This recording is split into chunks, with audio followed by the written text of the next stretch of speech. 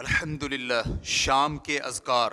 اللہم انی اسألک العفو والعافیت فی الدنیا والآخرہ۔ اللہم انی اسألک العفو والعافیت فی دینی و دنیای و اہلی و مالی۔ اللہم استر عوراتی و آمر روعاتی۔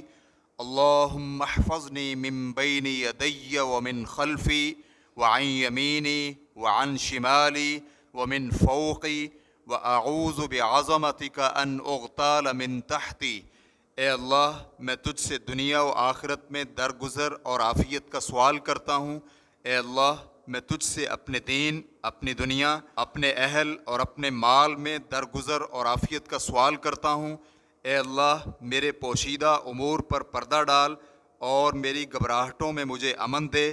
اے اللہ، میرے سامنے سے، میرے پیچھے سے، میرے دائیں سے، میرے بائیں سے، میرے اوپر سے میری حفاظت فرما، اور میں تیری عظمت کے ساتھ پناہ میں آتا ہوں کہ میں اپنے نیچے سے اچانک ہلاک کر دیا جاؤں۔